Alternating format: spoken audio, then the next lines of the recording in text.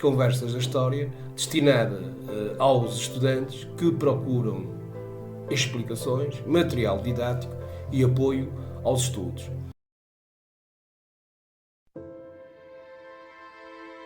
A formação dos reinos na Península Ibérica após a presença bárbara.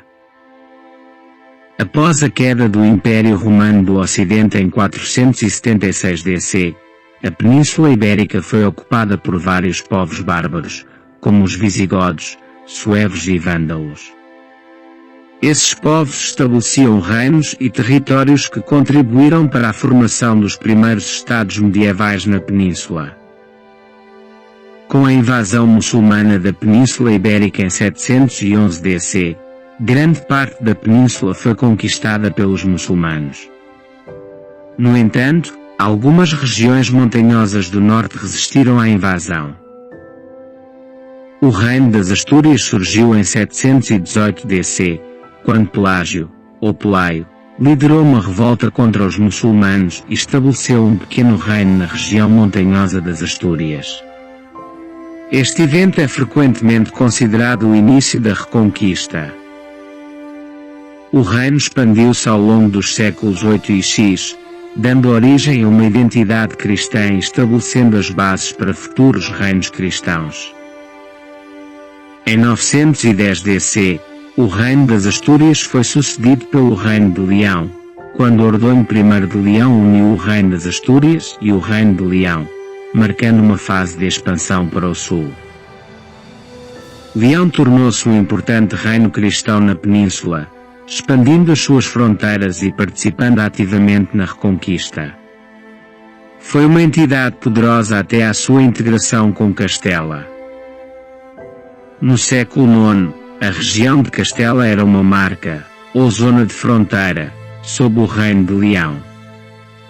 Com o tempo, a autonomia dos condes de Castela cresceu. Em 1035 DC, Fernando I de Leão e Castela proclamou-se rei de Castela, estabelecendo o reino como uma entidade importante e independente. Castela expandiu-se significativamente e tornou-se um dos principais reinos na Reconquista. O reino de Aragão emergiu da expansão cristã nos Pirineus. Fundado no início do século IX por Ramiro I, Aragão expandiu-se para o sul ao longo dos séculos. Em 1137 DC, a união com o Condado de Barcelona formou a Coroa de Aragão, uma potência cristã na península. Navarra era uma região situada nos Pirineus que resistiu à conquista muçulmana e desenvolveu um reino cristão. Fundado no início do século IX por Iniguarista, Navarra manteve sua independência e desempenhou um papel significativo na resistência cristã contra os muçulmanos até a sua diminuição e eventual incorporação em Castela no final do século XV. Após a conquista da Península Ibérica pelos muçulmanos em 711 DC, o Califado Omíada de Damasco governou a península. No entanto, a administração muçulmana foi instável e dividida.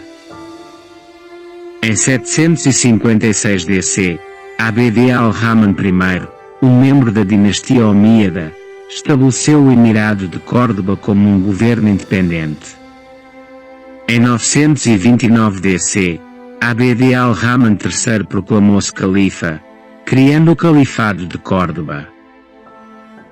O Califado de Córdoba tornou-se um dos centros culturais e políticos mais importantes do mundo islâmico até sua fragmentação em reinos taifas em 1031 DC. A fragmentação do Califado de Córdoba em 1031 DC levou à criação de vários reinos muçulmanos independentes, conhecidos como reinos taifas. Esses reinos eram estados muçulmanos menores que competiam entre si e enfrentavam a pressão crescente dos reinos cristãos. Os reinos taifas foram eventualmente substituídos pelos almorávidas e mais tarde pelos almohadas, dinastias muçulmanas que dominaram a península até o fim da Reconquista. Após a queda do Califado de Córdoba e o período dos reinos taifas, a Península Ibérica viu o surgimento de novas dinastias muçulmanas. Em 1238 DC, Muhammad I fundou o Reino de Granada após a fragmentação dos reinos taifas. Granada foi o último reino muçulmano na península. O reino foi um importante centro cultural e político até sua queda em 1492 DC, quando foi conquistado pelos reis católicos. Até ao próximo episódio. Assim chegamos ao fim de mais um episódio. Espero que tenham gostado e que as informações aqui partilhadas vos tenham sido úteis e interessantes. Gostaria de lembrar que cada episódio é feito através de textos que nós elaboramos e depois convertemos esses mesmos textos para formato áudio MP3.